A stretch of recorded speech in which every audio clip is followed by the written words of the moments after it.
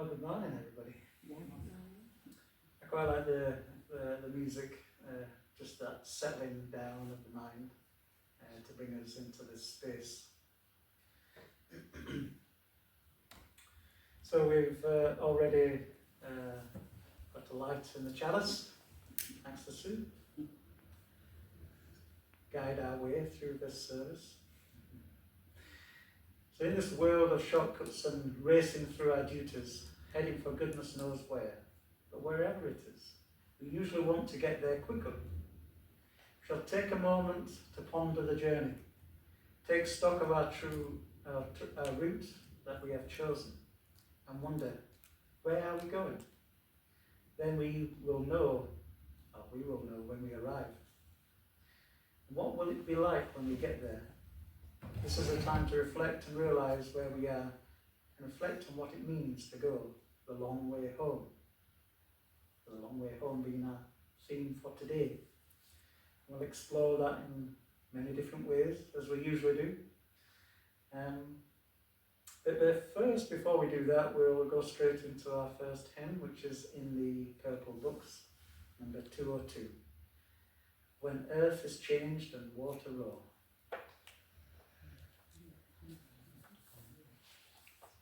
Find that.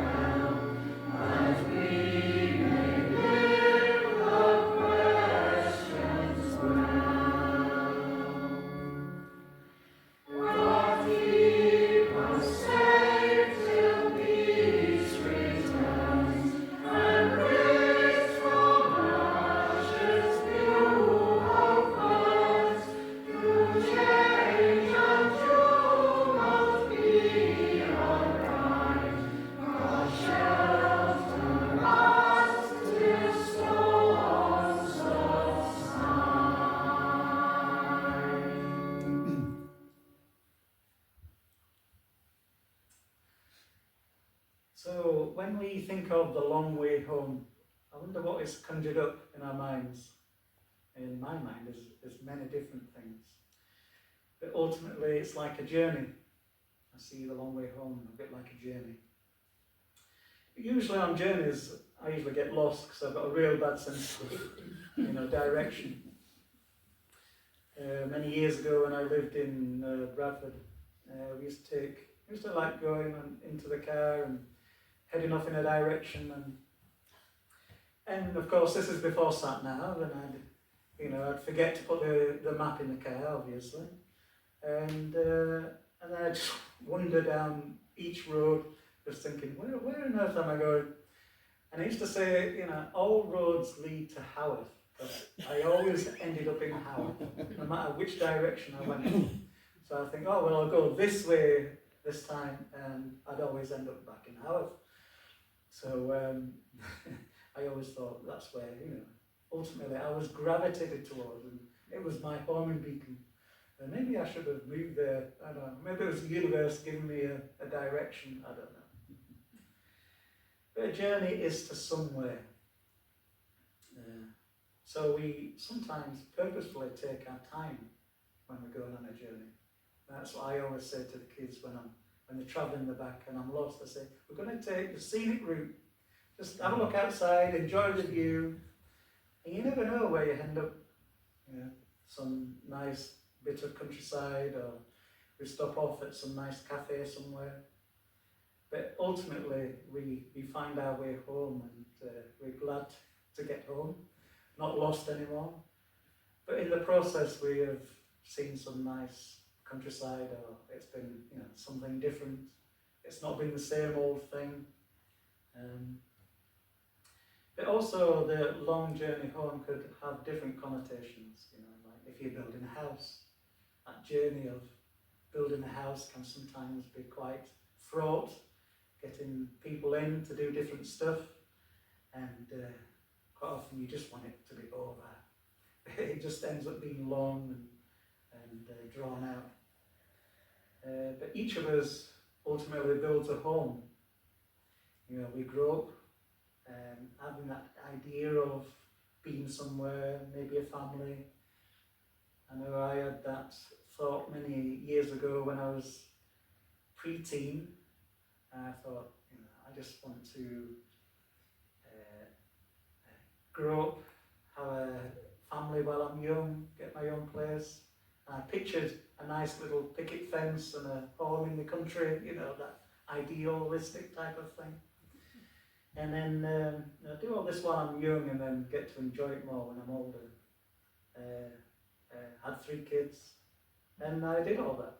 I did exactly that. I got married young, had 3 kids, found a place in the country. Hated it. Realised what a challenge that was, among many other things. But I did get to that point of thinking, well, what I've done everything that I said I was going to do, and these have always been my goals. And I thought, I was in my 30s at this time, thinking, well, what do I do now? Where am I going? What is my goals? And I had to reassess and think again. And it took me many years to really get myself back on track to having where I am headed towards, that kind of thing. Of course, that also involved many different jobs. Again, that's a journey of progression, of a career, trying to get somewhere, build something, and get higher and higher up that ladder, and making, a name for myself. I always thought, what do I want in life? Do I leave,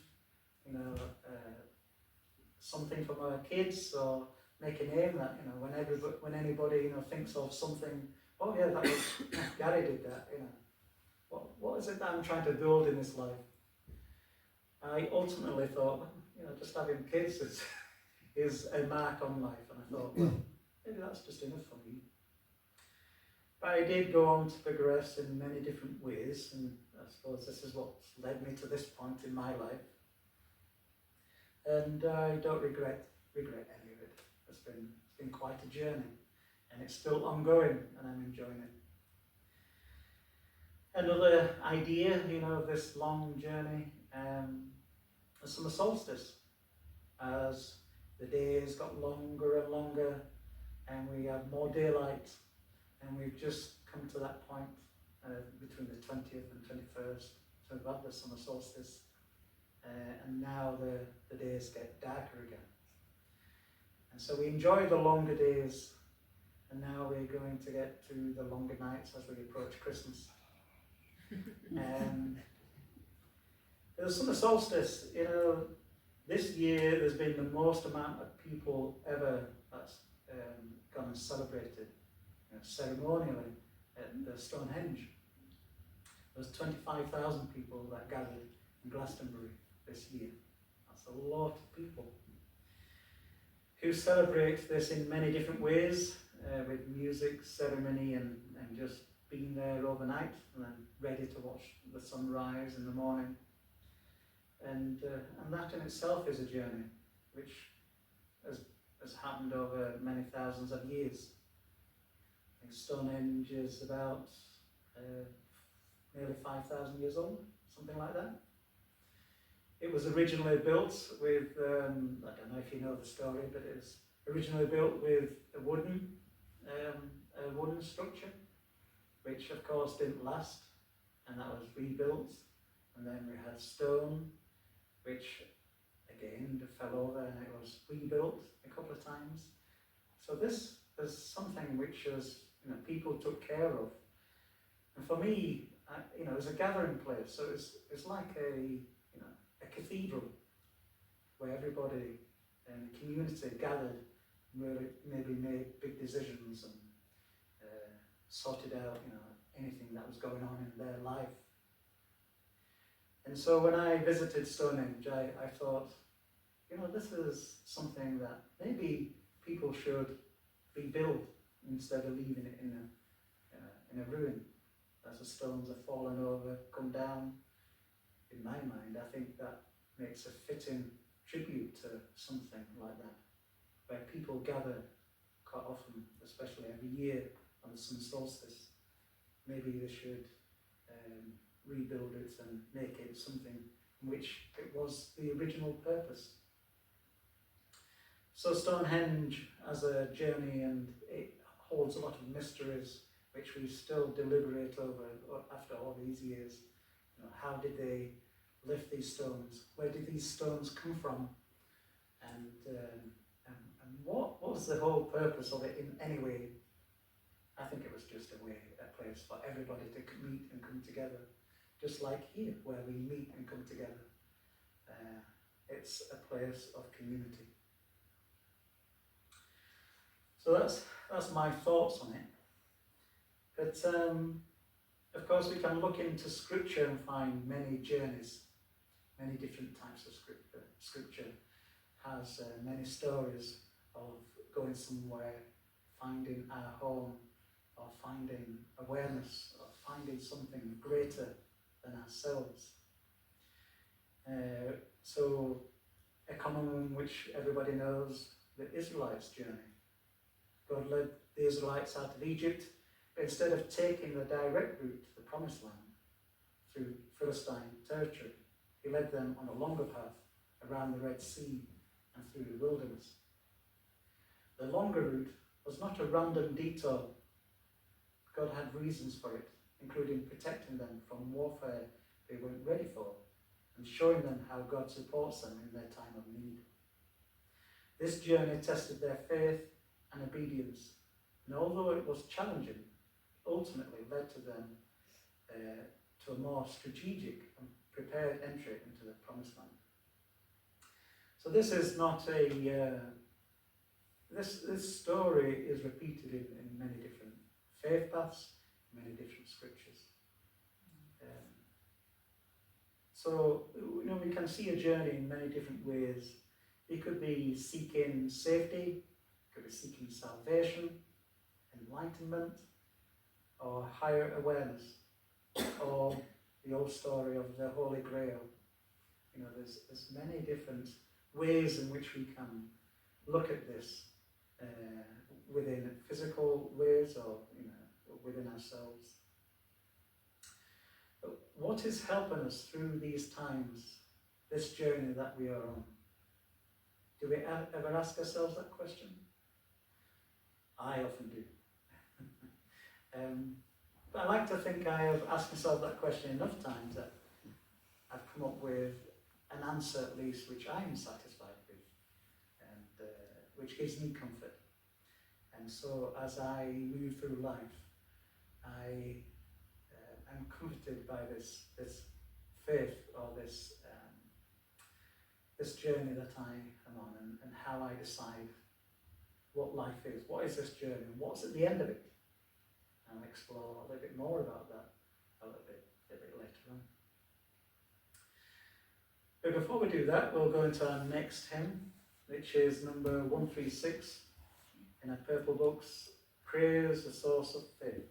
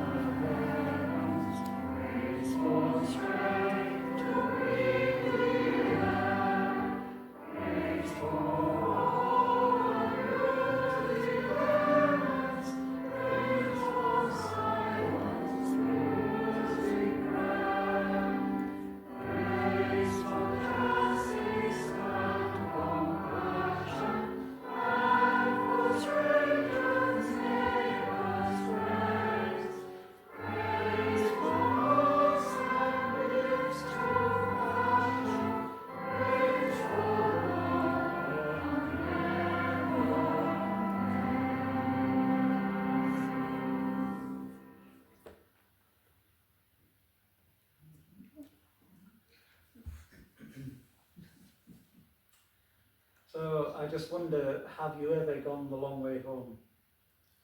Whatever concept you might think about. Well, I'm going to give you a couple of examples now of the long way home. One of them being the Mars One colony mission A Dutch company created the Mars One colony mission idea, sending people every 2 years on a one-way ticket to Mars. And can you imagine that? A one-way ticket to another planet. It just boggles the mind that you know, there's many people that would like the idea of being the first person to be or to do something.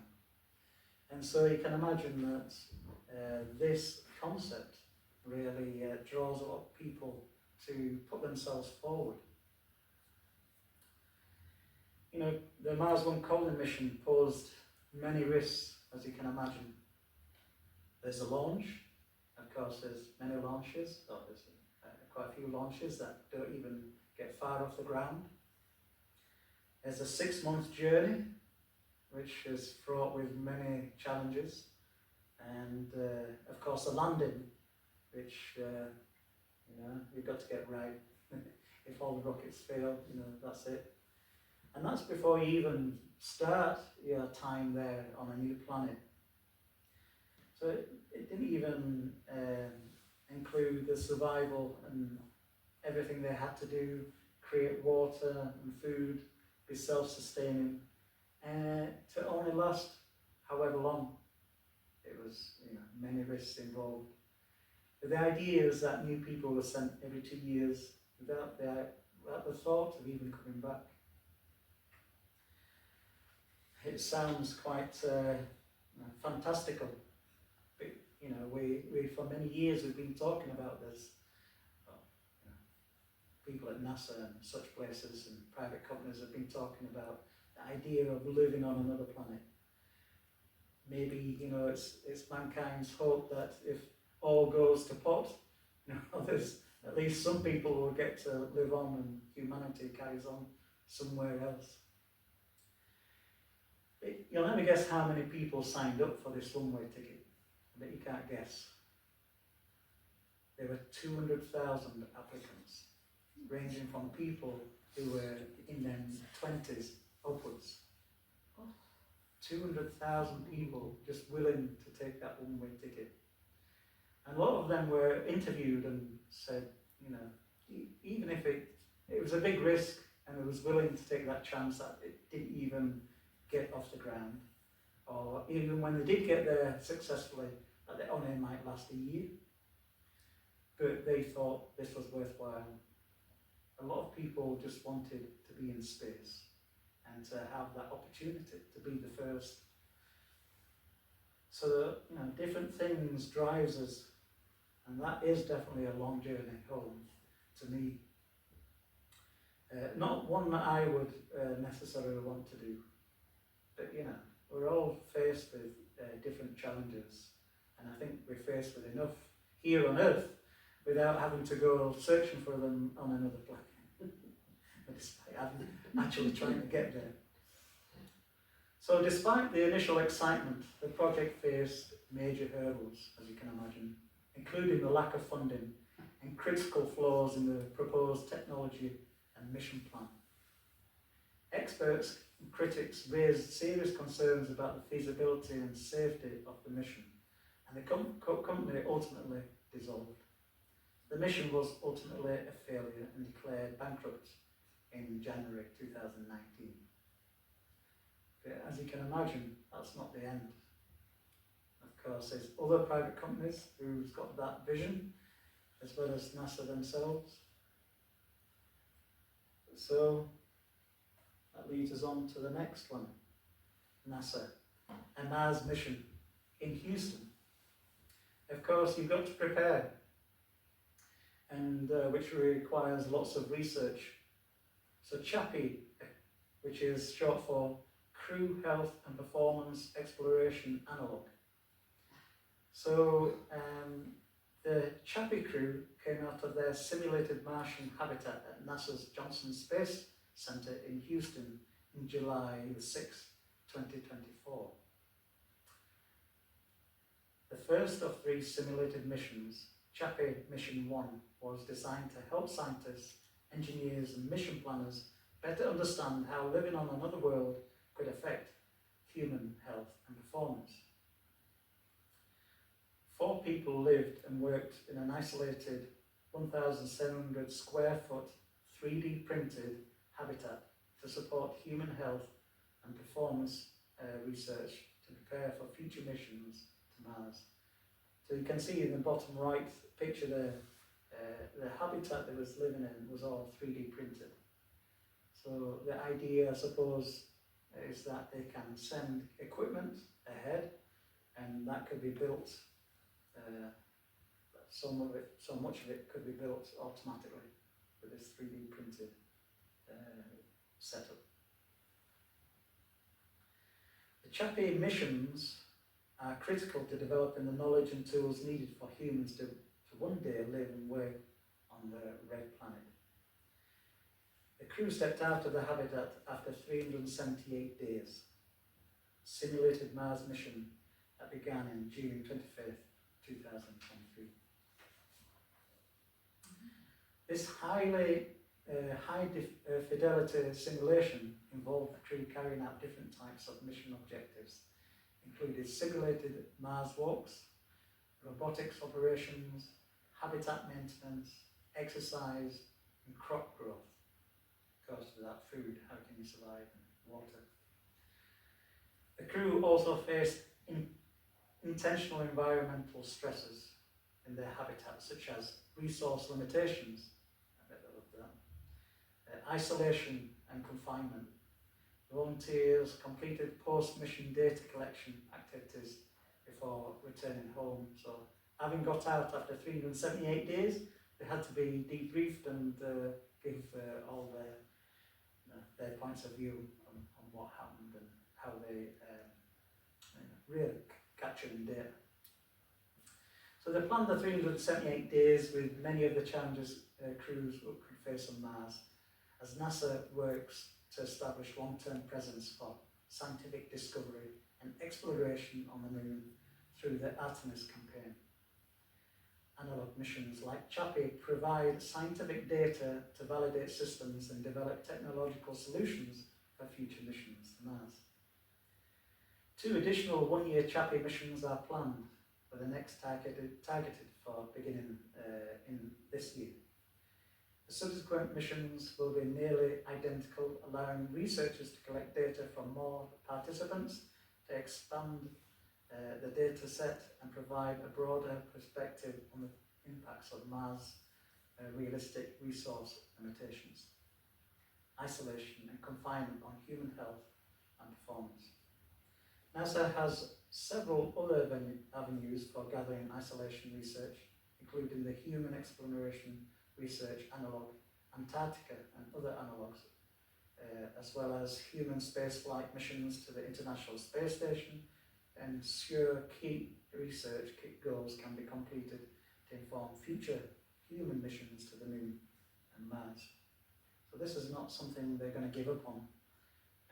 It does cost many millions of dollars or pounds, but they obviously seek it as a worthwhile kind of venture. I can think of a lot of other ways to spend that money, but who knows what advantage this will have for humankind.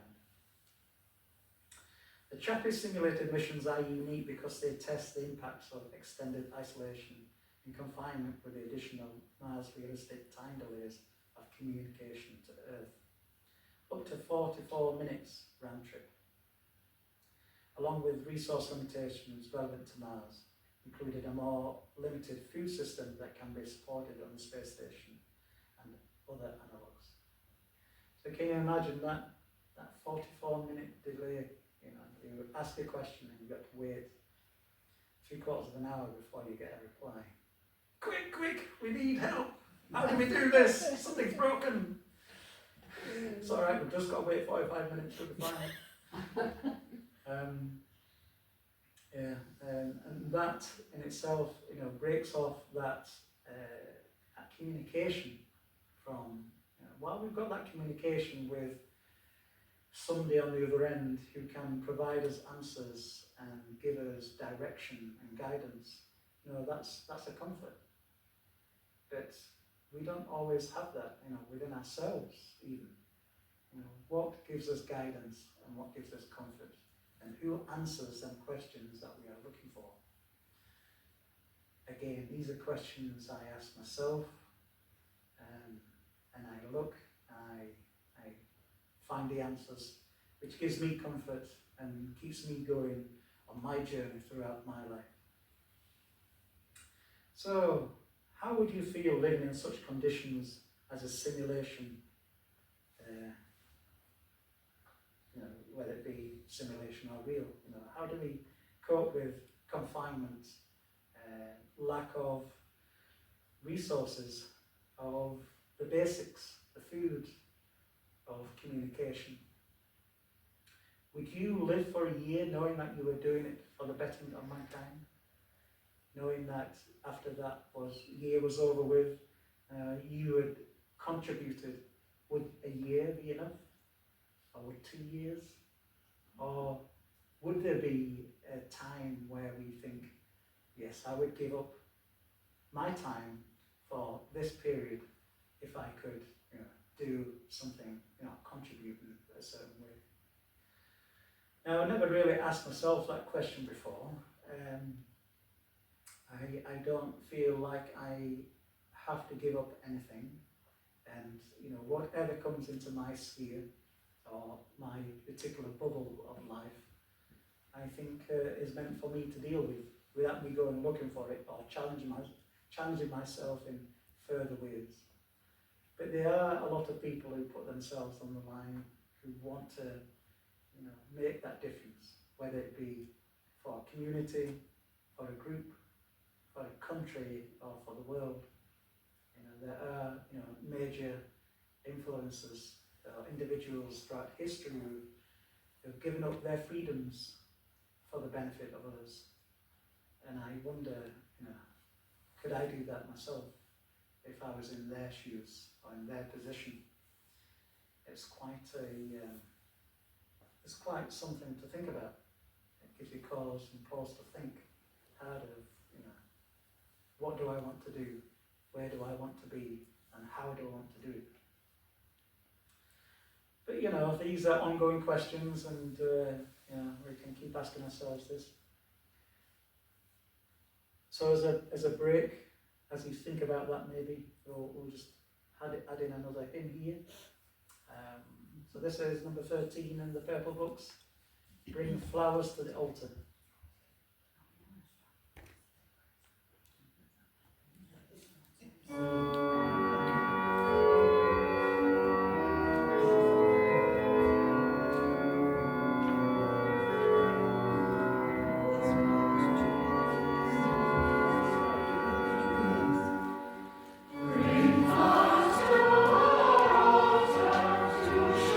Nature's beauty, the harvest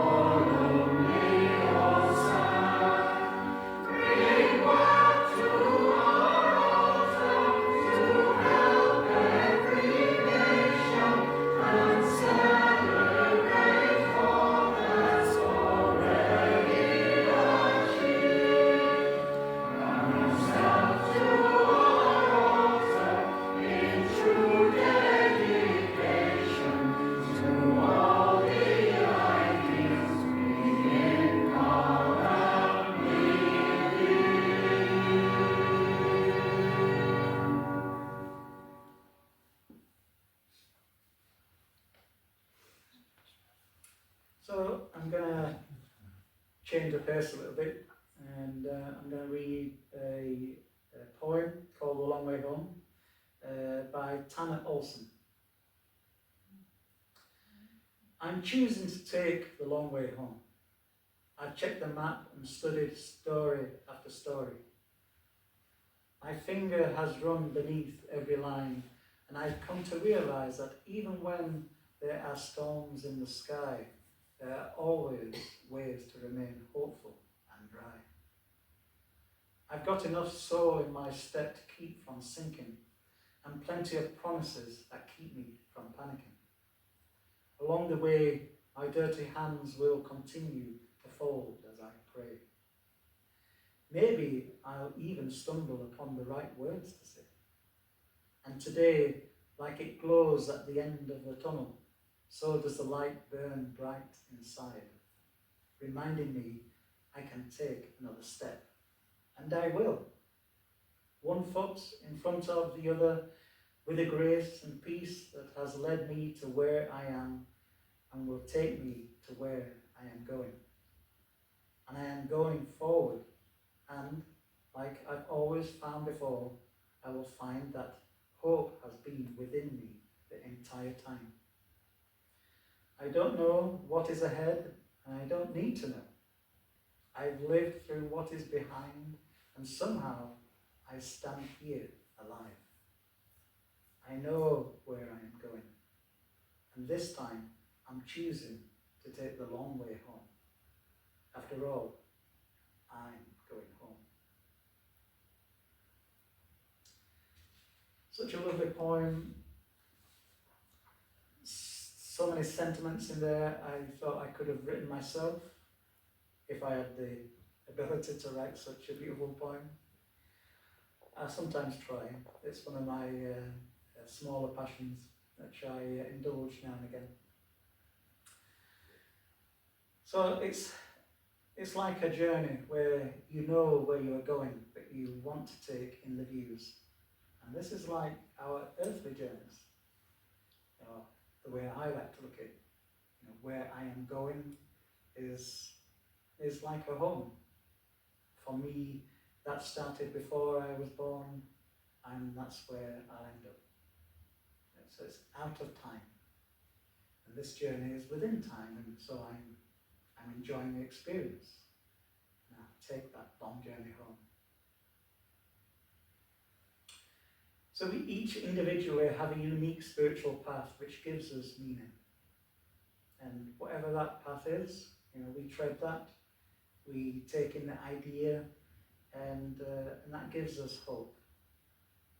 Whatever we think of as home, I like to think that a spiritual path is like we're going home to somewhere, and we take that journey. Sometimes that could be long or short. But once we are happy, once we are comfortable inside, that gives us the ability to think, I'm going to enjoy this, and I'll take that long way home.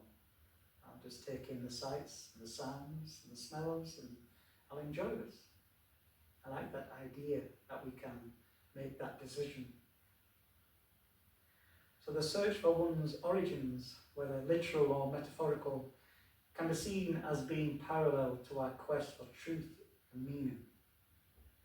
So my truth is, like I said, I came before time, and I come here within that finite element of time, and then when I leave, I'll be back there again.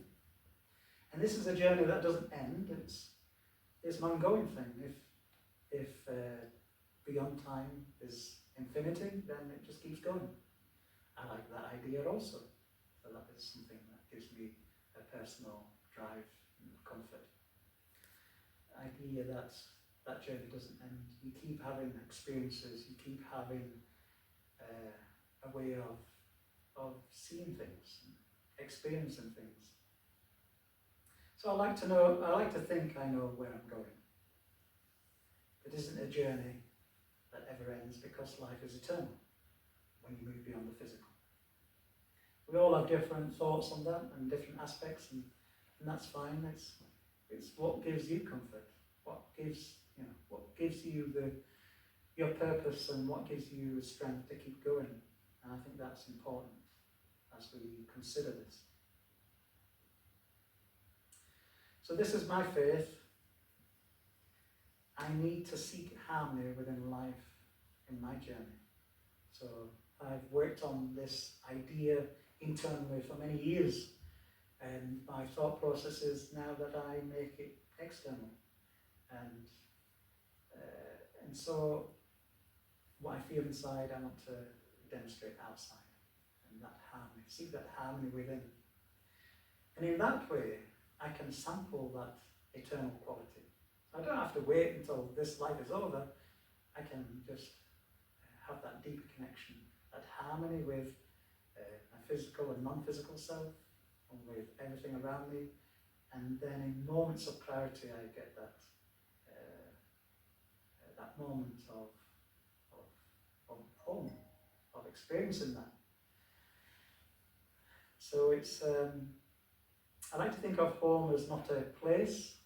It's not a something I have to try and get to. It's something that's, it's like how to describe. It's like a feeling. It's like an experience. So it's something that is, as I say, hard to describe. It's something that can be experienced and something that gives me comfort. But we all have our thoughts and ideas on that, and as I say, whatever gets us through each step, each day, through our journeys, through our life, and whatever it is we are trying to do, then, these are the important things to keep us going. So we go into our final hymn now, which is number 191 in the Purple Books. We Have a Dream.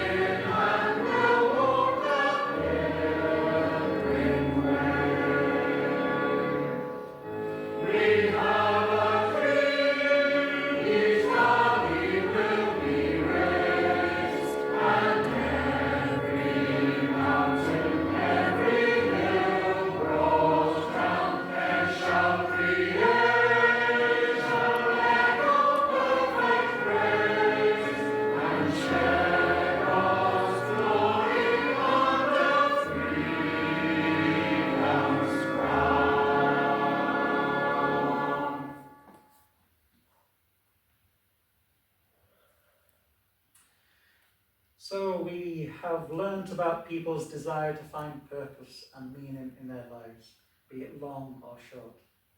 We have looked at the big ideas which drive our desires for something greater. And we have looked at the idea of what journey and home is. We leave now with many thoughts and ideas, but the answers remain forever in our hearts. And it is there in which we look for guidance. In our hearts we will find all things.